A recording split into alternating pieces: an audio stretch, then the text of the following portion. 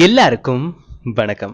நீங்க கேட்டுட்டு இருக்கிறது பிலிவ் இன் டைம். இது ஒரு தமிழ் பாட்காஸ்ட் சேனல். நம்மளோட பாட்காஸ்ட் சேனலுக்கு நீங்க வரது இதுதான் ஃபர்ஸ்ட் டைமா இருக்குன்னா ஒரு சின்னோண்டு இன்ட்ரோடக்ஷன் மட்டும் நம்ம சேனலை பத்தி கொடுத்துக்கிறேன். இது எது மாதிரியான சேனல் அப்படின்னு பாத்தீங்கன்னா, உங்களோட பர்சனல் லைஃபை டெவலப் பண்ணக்கூடிய குட்டி குட்டி தகவல்கள், நிறைய கருத்துக்கள், நிறைய கதைகள் நம்மளோட பாட்காஸ்ட் சேனல்ல இருந்து உங்களுக்கு கிடைச்சிக்கிட்டே இருக்கும். அந்த வகையில இன்னைக்கு நம்ம எதை பத்தி பேச போறோம் அப்படின்னு சொல்லிட்டு பாத்தீங்கன்னா, ரீசன்ட் டேஸா ஒரு விஷயத்தை நான் படிச்சிட்டு இருக்கேன் கமெண்ட் பாக்ஸ்ல. நீங்க சொல்ற எல்லாமே நான் ஃபாலோ பண்ணிட்டு இருக்கேன், ஆனா ஸ்டில் நான் உருப்படாம தான் இருக்கேன்.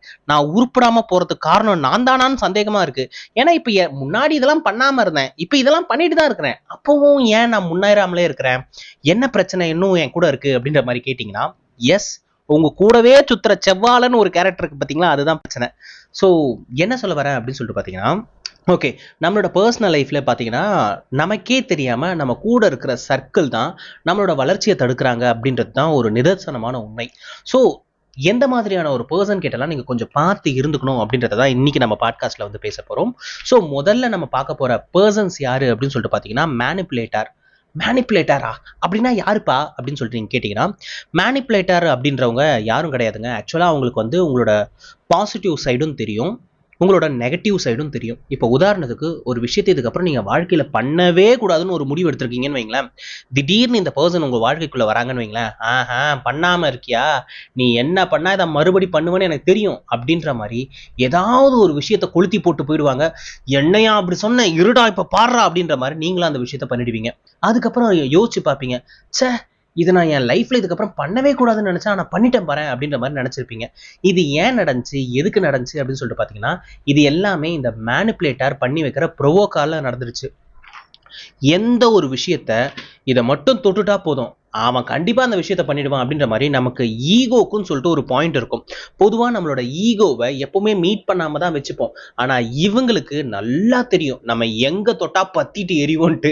ஸோ கரெக்டா போற போக்குல அதை தொட்டுட்டு போயிடுவாங்க, நம்மளும் கொழுந்து விட்டு எரிப்போம், அவங்க குளிர் காஞ்சிட்டு ஜாலியா இருப்பாங்க. ஸோ இது மாதிரியான நபர்கள் உங்களோட வாழ்க்கையில இருக்கிறாங்கன்னா கொஞ்சம் அனலைஸ் பண்ணி பாருங்க. ஆமா, இவன் தான் என்னை மூட்டி விட்டு அதான் சொல்லுவாங்க பார்த்தீங்களா, சும்மா இருக்கிற என்ன பேசி பேசியே தீவிரவாதி ஆக்கிட்டாங்களே அப்படின்ற மாதிரி. ஸோ யாராவது உங்களோட வாழ்க்கைக்குள்ள இருந்தாங்கன்னா அவங்களெல்லாம் கட் பண்ணி விட பாருங்க, சரிங்களா? ஸோ அடுத்ததான் நம்ம பார்க்க போற கேரக்டரிஸ்டிக் யாருது அப்படின்னு சொல்லிட்டு பார்த்தீங்கன்னா, ஆக்டர்ஸ். ஆக்டரா, என் கூட எந்த ஒரு நடிகரும் பழகலையே அப்படின்ற மாதிரி நினைச்சீங்கன்னா, நம்ம பழகிட்டு இருக்க பாதி பேர் ஆக்டர் தாங்க. அம்புட்டு பயிலும் பயங்கரமா ஆக்ட் பண்றாங்க. நம்ம முகத்துக்கு முன்னாடி ஒரு மாதிரியும் நம்மளோட முகத்துக்கு பின்னாடி வேற மாதிரியும் நடிக்க ஆரம்பிச்சிட்டாங்க. நம்ம நினைச்சிட்டு இருப்போம், இந்த விஷயம்லாம் எப்படி இங்க இருக்கிற எல்லாருக்கும் தெரியுது, நான் இது யாருக்குமே சொல்லலையே, ஆனாலும் எப்படி எல்லாரும் கரெக்டா கேட்கறாங்க அப்படின்ற மாதிரி நீங்க நினைச்சிட்டு இருந்தீங்கன்னா நல்லா யோசிச்சு பாருங்க. உங்களுக்கே தெரியாம உங்களோட பெஸ்ட் ஃப்ரெண்டு அப்படின்னு நினைச்சு யாரோ ஒருத்தர்கிட்ட ஏதோ ஒரு சீக்கிரட்டை நீங்க சொல்லியிருப்பீங்க. உங்களுக்கு பெஸ்ட் ஃப்ரெண்டு இருக்கிற மாதிரி அந்த பெஸ்ட் ஃப்ரெண்டுக்கும் இன்னொரு பெஸ்ட் ஃப்ரெண்டு இருப்பாங்க அப்படின்னு சொல்லிட்டு நீங்க யோசிக்க மாட்டிருக்கீங்க பார்த்தீங்களா? ஸோ இவங்க எல்லாம் என்ன பண்ணுவாங்கன்னா, உங்க கூடவே இருப்பாங்க, உங்களை பத்தி எல்லாமே அவங்களுக்கு தெரியும். அவங்க என்ன பண்ணுவாங்க அப்படின்னு சொல்லிட்டு பார்த்தீங்கன்னா, உங்க முகத்துக்கு முன்னாடி ஒரு நல்ல ஃப்ரெண்டு மாதிரியே போர்ட்ரேட் பண்ணிக்கிட்டே இருப்பாங்க. ஆனா பின்னாடி என்னென்ன வேலை பார்க்கணுமோ அம்புட்டு வேலையும் பர்ஃபெக்டா பார்த்து விட்டுருவாங்க. ஸோ உங்களுக்கே தெரியாம நிறைய ஒரு ஆப்பர்ச்சுனிட்டிலாம் உங்க கை மீறி போகுதுன்னா அது காரணம் இவங்களா கூட இருக்கலாம். இப்போ உதாரணத்துக்கு திடீர்னு உங்களுக்கு ஒரு ப்ரொமோஷன் வரணும்னு இருக்குன்னு வச்சுங்களேன். அந்த இன்ஃபர்மேஷன் எப்படியோ உங்க கூடவே சுத்துற இந்த செவ்வாழைக்கு தெரிஞ்சிருச்சுன்னு வச்சுங்க, அவன் என்ன பண்ணுவானா, எது இவனுக்கு ப்ரமோஷனா, ஐயோ கிறுக்குத்தனமா டிசிஷன் எடுக்காதீங்க, அவன் எவ்வளவு வீக் தெரியுமா, அவனுக்கு இந்த விஷயம் வரவே வராது, அந்த விஷயத்துல அவன் ரொம்ப வீக்கும் கூட, இந்த விஷயம் தெரியாமலே அவனுக்கு எப்படி இதெல்லாம் கொடுக்கலாம் அப்படின்ற மாதிரி உங்களுக்கு தெரியாத நெகட்டிவ் பாயிண்ட்ஸ் எல்லாம் இருக்கும் பாத்தீங்களா, கூடவே இருக்கிறதுனால இவருக்கு அதெல்லாம் தெரியும். ஸோ அதெல்லாத்தையும் சொல்லி உங்களுக்கு வர வேண்டிய ப்ரொமோஷனை கூட இவங்க எல்லாம் கட் பண்ணி விடுவாங்க. இது ப்ரமோஷனுக்கு மட்டும் கிடையாது, நிறைய பர்சனல் ரிலேஷன்ஷிப்ல கூட பாத்தீங்கன்னா, உங்க கூடவே இருக்கிற ஒரு ஃப்ரெண்ட் என்ன பண்ணுவானா, உங்களை கமிட் ஆக கூட விட மாட்டான். எது இவனுக்கு ஓகே சொல்ல போறியா, ஐயோ அவன் யார் தெரியுமா, அவனுக்கு என்னென்ன பழக்கம் இருக்கு தெரியுமா அப்படின்ற மாதிரி ஊடார பூந்து அம்புட்டத்தையும் பத்தி விட்டுருவான். ஸோ அதனால கொஞ்சம் பார்த்து இருக்குங்க. உங்க கூடவே இருக்கிற சில ஆக்டர்ஸை கொஞ்சம் தெரிஞ்சுக்க பாருங்க. ஏன்னா இவங்க தான் ரொம்ப டேஞ்சரும் கூட. இவங்கெல்லாம் நம்ம பின்னாடி இவ்வளோ விஷயம் பண்றாங்கன்றது நமக்கு தெரியவே தெரியாது. ஏன்னா அந்த அளவுக்கு அங்க ஆட் பண்ணி ஸோ அவங்களோட இம்ப்ரெஷனை நம்ம கிட்ட காட்டாமலே வச்சிருப்பாங்க. அதனால இதை பத்தி தெரிஞ்சுக்கணும்னா நீங்க அளவுக்கு அதிகமா உங்களோட ஃப்ரெண்ட்ஸையும் தெரிஞ்சுக்க பழகணும். ஸோ அப்படி தெரிஞ்சுக்கிட்டீங்கன்னா மட்டும்தான் இவங்க உண்மையிலேயே நம்ம கிட்ட கேர் எடுத்துக்கிறாங்களா இல்ல நடிக்கிறாங்களா அப்படின்ற விஷயமும் உங்களுக்கு தெரிய வரும். ஸோ மூணாவதா நம்ம என்ன ஒரு கேரக்டரிஸ்டிக்கை பார்க்க போறோம் அப்படின்னு சொல்லிட்டு பாத்தீங்கன்னா, ப்ளீசர்ஸ். ப்ளீசர்ஸ் ப்ளீசர்ல என்ன பிரச்சனை வரப்போகுது, ஸோ அவங்க ப்ளீஸ் பண்றதால என்ன ஆயிட போகுது அப்படின்னு சொல்லிட்டு நீங்க நினைச்சீங்கன்னா, எஸ், இவங்களாலையும் ஏகப்பட்ட பிரச்சனை உங்களோட வாழ்க்கையில நீங்க சந்திப்பீங்க. இப்போ உதாரணத்துக்கு என்ன பண்றீங்க அப்படின்னு சொல்லி பார்த்தீங்கன்னா, நீங்க ஒரு ஆஃபீஸ்ல ஒர்க் பண்ணிட்டு இருக்கீங்க. ஏதோ ஒரு முக்கியமான வேலை. அந்த முக்கியமான வேலைக்காக நீங்க என்ன பண்ணணும், அன்னைக்கு வந்து லீவ் எடுக்கணும் அப்படின்ற மாதிரி யோசிச்சிருக்கீங்க. ஆனா அந்த கூடவே இருக்கிற இவன் என்ன பண்ணுவானா, டேய் என்னடா சொல்ற, நாளைக்கு லீவா? டேய் என்னடா, ஏற்கனவே ஏகப்பட்ட வேலை பெண்டிங் இருக்குடா, நீ இருக்கன்ற நம்பிக்கையில தான்டா பண்ணிட்டு இருக்கேன், ஏற்கனவே பிரச்சனை ஆச்சுல்ல, இந்த டைம்ல போய் லீவுன்றியடா அப்படின்ற மாதிரி ஒரு மாதிரி பாவமா பேசுவாங்க. நம்மளும் என்ன பண்ணுவோம், ஓ ஆமால்ல, இவனால் தனியாக ஹேண்டில் பண்ண முடியாது, பேசாமல் லீவை கேன்சல் பண்ணிடுவோம், இதை பார்ப்போம், ஏன்னா அவனுக்கு சப்போர்ட் இல்லாமல் என்ன பண்ணுறது அப்படின்ற மாதிரி யோசிச்சுட்டு உங்களோட லீவை சாக்ரிஃபைஸ் பண்ணிட்டு நீங்கள் அந்த வேலைக்கு போவீங்க. ஆனால் யோசிச்சு பாருங்கள், அந்த வேலை ரொம்ப ரொம்ப முக்கியமான வேலையாக இருக்கும். நீங்கள் அன்றைக்கி லீவ் எடுத்து தான் அதை பண்ணணுன்ற மாதிரி ஒரு சூழ்நிலை இருக்கும். ஆனால் இவனை காப்பாற்றுறன்ட்டு நீங்கள் ஒரு ட்ராப்புக்குள்ளே போய் மாட்டிட்டு நீங்கள் கஷ்டப்பட்டு இருப்பீங்க. பட் இந்த மாதிரி நபர்கள்லாம் எப்படி இருப்பாங்கன்னு பார்த்தீங்கன்னா, அவங்களுக்கு வேண்டிய விஷயத்தெல்லாம் வந்து உங்ககிட்ட இருந்து எக்ஸ்ட்ராக்ட் பண்ணிப்பாங்க. எந்த அளவுக்கு உங்ககிட்ட இருந்து ஒரு விஷயம் கிடைக்குமோ அம்பட்டு விஷயத்தையும் வாங்கிப்பாங்க. ஆனால் அதே சூழ்நிலை அவங்களுக்கு வர்றப்ப அசால்ட்டா அந்த முடிவை எடுத்துட்டு போயிடுவாங்க. இப்போ உதாரணத்துக்கு உங்க ஃப்ரெண்டு உங்களை லீவ் எடுக்காம பாத்துக்கிட்டான் பாத்தீங்களா, ஆனா அவனுக்கு ஒரு லீவுனா அவன் அசால்ட்டா எடுத்துட்டு போயிடுவான். காலையில ஒரு மெயில போட வேண்டியது, ஒரு மெசேஜை போட வேண்டியது, மச்சான் நீ நான் லீவுடா புடிங்கிட்டு போகுது, ஸோ காலையிலே 4 வாட்டி போயிட்டேன், இதுக்கப்புறம் போறதுக்குலாம் வீட்டில் தண்ணியும் கிடையாது, ஆஃபீஸில் ஒன்றும் கிடையாது, அதனால நான் வர முடியாது போடா அப்படின்ற மாதிரி அசால்ட்டா அந்த சுச்சுவேஷனை ஹேண்டில் பண்ணிட்டு அவங்க போயிடுவாங்க. அவங்களுக்கு தேவைன்னா அவங்க லீவ் எடுத்துப்பாங்க. ஆனா உங்களுக்கு ஒரு தேவைன்னா உங்களை லீவ் எடுக்க விட மாட்டாங்க. உங்க கூடவே இருந்து உங்களோட மூளையை எந்த அளவுக்கு வாஷ் பண்ண முடியும் அவ்வளவும் சர்ஃபெக்ஸல போட்டு நல்லா ஊற வச்சு கழுவி கொடுத்துருவாங்க உங்க கையிலேயே. ஸோ பார்த்து இருந்துக்குங்க. எனக்கு தெரிஞ்ச ஒருத்தங்க இருக்கிறாங்க. ஸோ அவங்க கொஞ்சம் நல்லவங்க தான், பட் கோளாறும் கூட. ஸோ அவங்க என்ன பண்றாங்க அப்படின்னு சொல்லிட்டு பார்த்தீங்கன்னா, அவங்க ஒர்க் பண்ணிக்கிட்டே பிஜி டிகிரி பண்றாங்க. ஸோ எப்பப்பெல்லாம் அவங்க பிஜி டிகிரி எக்ஸாம் எழுத போறாங்களோ அப்பப்பெல்லாம் அந்த ஆஃபீஸில் இருக்கிற மேனேஜ்மெண்ட் என்ன பண்றாங்கன்னா, அவங்கள கூப்பிட்டு உட்கார வச்சுட்டு, இது ரொம்ப குரூஷியலான டைம், இந்த டைம்ல நீங்க லீவ் எடுக்கவே கூடாது, இந்த டைம்ல நீங்க லீவ் எடுத்தீங்கன்னா எங்களால் ஹேண்டை வந்து எப்படி நாங்கள் வந்து கொடுக்க முடியும் சொல்லுங்க, ஸோ சப்போர்ட்டிங் ஹேண்டா நீங்க தான் இருக்கணும், இந்த மாதிரி டைம்ல நீங்க வந்து லீவ் எடுக்காதீங்க அப்படின்ற மாதிரி கிட்டத்தட்ட 2 வாட்டி அவங்களை எக்ஸாம் எழுதவே அலோவ் பண்ணல. ஸோ எந்த ஒரு பர்சன் அந்த மேனேஜர் ரோல்ல உட்காந்துட்டு இருந்த அந்த பர்சன் வந்து, நீங்க கவலையே படாதீங்க, உங்களுக்கு என்ன வேணுமோ அதை நான் பார்த்து பண்ணி கொடுப்பேன், உங்களோட நேம் எப்பவுமே என் மைண்ட்ல இருக்கு, ஏதாவது ஒரு அப்ரைசல் டைம்ல உங்களுக்கு நல்ல விஷயம் பண்ணி நான் உங்களை அடுத்த கட்டத்துக்கு கொண்டு போயிடுவேன், நீங்க இந்த டைம்ல என்ன வந்து சப்போர்ட் பண்ணுங்க அப்படின்ற மாதிரி இந்த ப்ளீசர்ஸ் என்ன பண்ணுவாங்கன்னா, உங்களை அந்த டிசிஷனே எடுக்க விட மாட்டாங்க. இப்போ உங்களுக்கு அந்த முக்கியமான அந்த எக்ஸாம் எழுதத்தால உங்களோட ப்ரொஃபைல் இன்னும் கொஞ்சம் வெயிட் ஆகும், நீங்க அடுத்த வேலைக்கு போறப்ப உங்களுக்கு இன்னும் கொஞ்சம் கிரேட் வந்து அதிகமாகும். அப்படி நிலைமையில இருக்கிறப்ப நீங்க அந்த மேனேஜரை நம்பி என்ன பண்றீங்க, எக்ஸாமை கூட வந்து இக்னோர் பண்ணிட்டு நீங்க அந்த வேலைக்கு வந்து ப்ரியாரிட்டி கொடுக்குறீங்க. பட் அவர் என்ன பண்றாரு அப்படின்னு சொல்லிட்டு பார்த்தீங்கன்னா, வாய்க்கிழியா பேசினார் பார்த்தீங்கன்னா, நீங்க இருங்க நான் வந்து உங்களோட அப்ரைசலுக்காக பேசுறேன் அப்படி இப்படிலாம் பேசினார் பார்த்தீங்களா, அந்த மனுஷன் ஒரு 2-3 மாசம் கழிச்சு அவருக்கு துபாயில ஏதோ ஒரு ஆப்பர்ச்சுனிட்டி வந்துச்சு, ஒண்ணுமே இன்ஃபார்ம் பண்ணல, அவர் பாட்டில் வேலையை விட்டு நின்று போயிட்டாரு.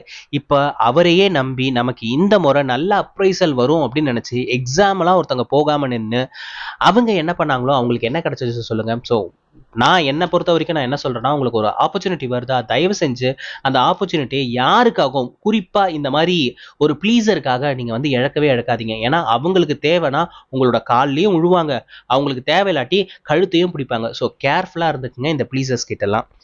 அடுத்து நம்ம யாரை பத்தி பேச போறோம் அப்படின்னு சொல்லிட்டு பாத்தீங்கன்னா, கிளீன் ஹேண்டர். கிளீன் ஹேண்டர், நீ பேர்ல சொல்றதுலே ஒரு நல்ல பாசிட்டிவ் சைன் தானப்பா தெரியுது, எப்பவுமே சுத்தமா இருக்கிற நம்பர் நல்லவர் தானே அப்படின்ற மாதிரி நினைச்சீங்கன்னா கரெக்ட் தான், அவங்க நல்லவங்க தான். ஆனா அவங்க என்ன பண்ணுவாங்க அப்படின்னு சொல்லிட்டு பாத்தீங்கன்னா, இப்போ உதாரணத்துக்கு ஏதோ ஒரு பிரச்சனை ஆஃபீஸ்ல, எல்லாருக்குமே அந்த விஷயத்தை பத்தி பேசணுன்ற ஆர்வம் இருக்கும், இது பேசினாதான் இது நடக்கும், இது பேசினாதான் இதெல்லாம் நடக்கும் அப்படின்ற மாதிரி இருக்கும். ஆனா என்ன ஒரு பிரச்சனைனா அவங்க பேசவே மாட்டாங்க. அவங்க நம்ம பக்கத்திலே இருந்துட்டு, உனக்குலாம் டென்ஷனே ஆகலையா, உன் ஃபேமிலியில் அவ்வளோ கிரைசிஸ் போயிட்டு இருக்கு, இந்த டைம்ல நீ உட்காந்து வேடிக்கை பார்த்துட்டு இருக்க, நான் மட்டும் உங்க இடத்துல இருந்தாலும் நான் முதல்ல போய் கேட்டிருப்பேன்ப்பா, இந்நேரத்துக்கு உன்ன மாதிரிலாம் உட்காந்துட்டு இருக்க மாட்டேன் அப்படின்னு சொல்லிட்டு அவங்க உட்காந்துட்டு தான் இருப்பாங்க, அவங்க கேட்டிருக்க மாட்டாங்க.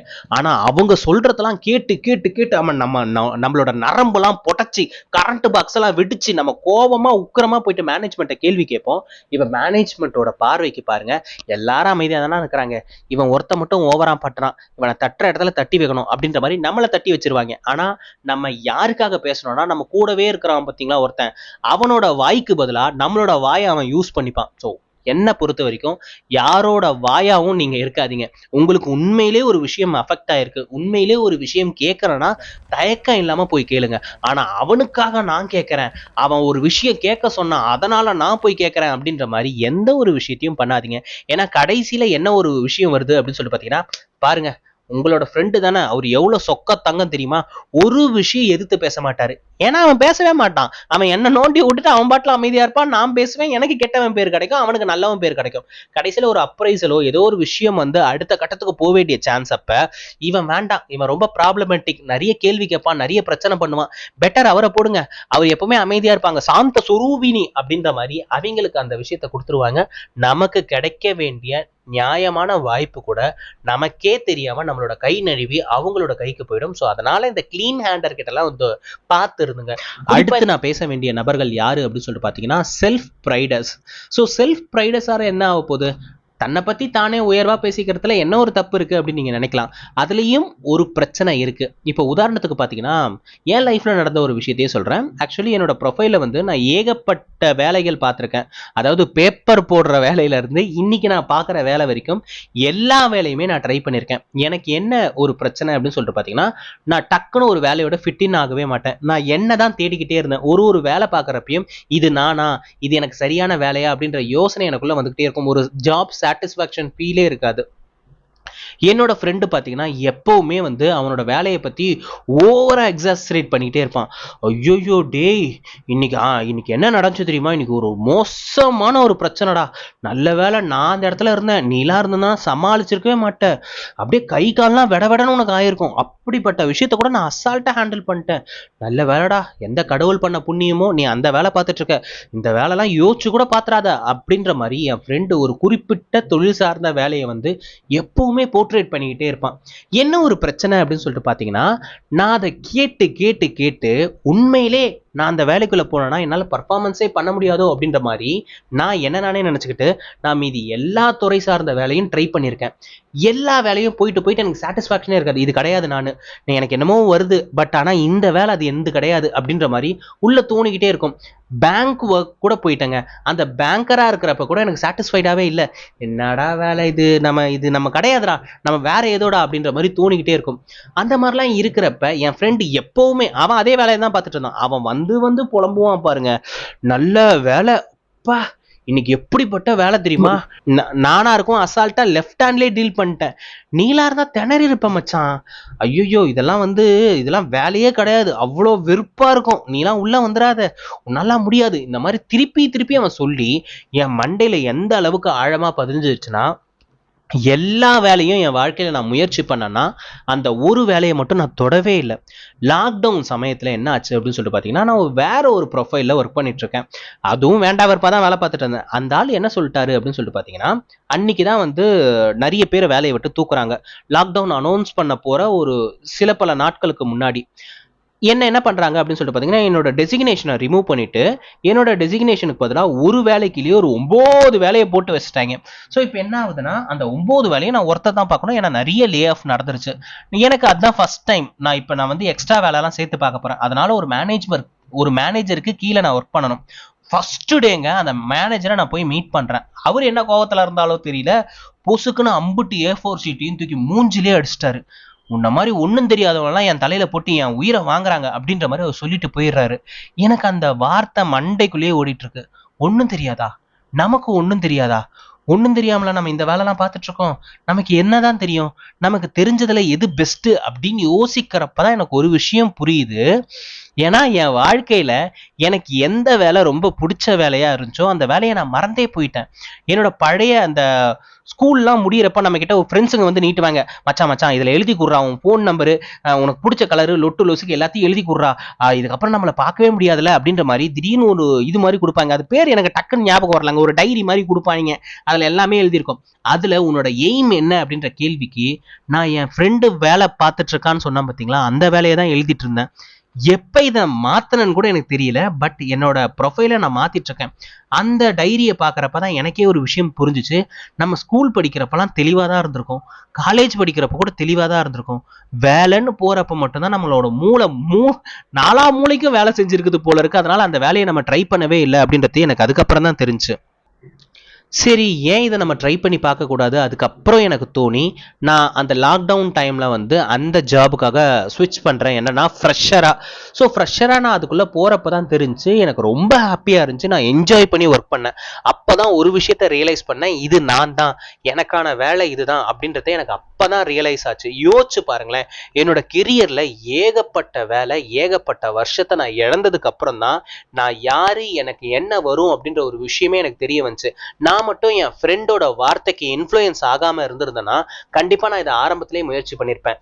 ஸோ இந்த செல்ஃப் ப்ரைடாஸ் என்ன பண்றாங்க அப்படின்னு சொல்லிட்டு பாத்தீங்கன்னா, அவங்கள உயர்வா காட்டிக்கிறதால அவங்க மத்தவங்கள மட்டம் தட்டியே பேசுறாங்க. அந்த மட்டம் தட்டி பேசுறதால என்ன ஆச்சு அப்படின்னு சொல்லிட்டு பாத்தீங்கன்னா, எனக்கு அந்த ப்ரொஃபைலை ட்ரை பண்ணணும்னு கூட தோணல. நான் ட்ரை பண்ணாததாலேயே எனக்கு அந்த வேலை பிடிக்கும்ன்றது எனக்கே தெரியாம போயிடுச்சு. அதுக்கப்புறம் ஒர்க் பண்ண ஒரே வருஷத்திலே நான் அதுல பெரிய எக்ஸல் அப்படின்ற விஷயம் எனக்கு தெரிய வந்துச்சு. ரொம்ப கம்மி ஷார்ட் பீரியட்லயே அதுல நான் ரொம்ப எக்ஸல் ஆகி அதுல ஏகப்பட்ட அச்சீவ்மெண்ட்லாம் பண்ணி ஏகப்பட்ட அவார்டுலாம் கூட வாங்கிட்டேன். பட் யோசிச்சு பாருங்களேன், சில வருஷத்துக்கு முன்னாடி எந்த வேலை என் ஃப்ரெண்டு என்னால பார்க்கவே முடியாது, நீ எல்லாம் இருந்தா திணறிடுவ, மூச்சு அடைச்சு செத்தே போயிடுவ அப்படின்ற மாதிரிலாம் பில்டப் கொடுத்தாங்களோ அந்த வேலையில இன்னைக்கு நான் பெஸ்டா இருக்கிறேன்.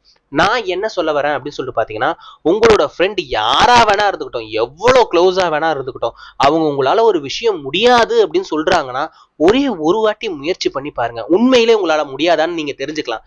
அதை டெஸ்ட் கூட பண்ணாம அவன் சொல்லிட்டான், அவனுக்கு என்னை பத்தி எல்லாமே தெரியும், அக்யூரேட்டா அவன் வந்து என்னை பத்தி புட்டு புட்டு வைப்பான் அப்படின்னு நினைச்சு அவன் உங்களுக்கு வராதுன்னு சொன்ன ஒரு விஷயத்த நீங்க நம்பி வராமலே போயிடாதீங்க.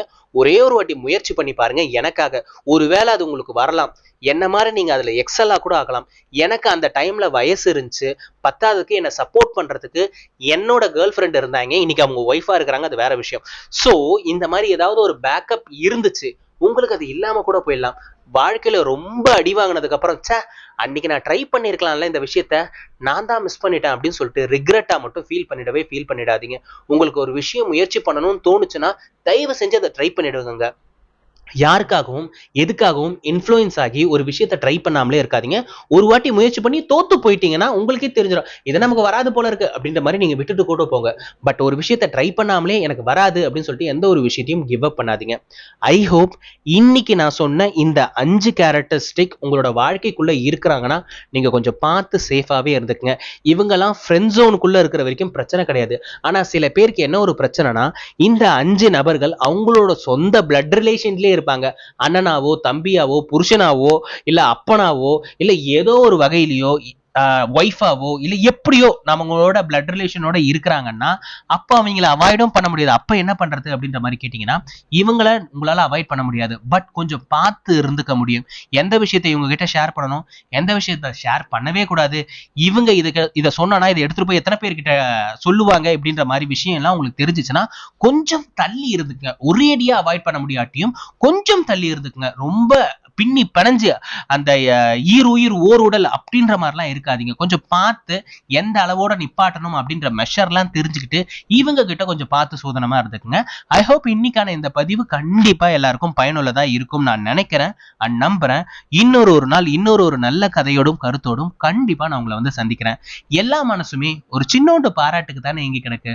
உங்களுக்கு இந்த பதிவை பத்தியோ இல்ல என்ன பத்தியோ ஏதாவது சொல்லணும்னு இருந்துச்சுன்னா அதை மறக்காம கமெண்ட் பாக்ஸ்ல வந்து சொல்லுங்க.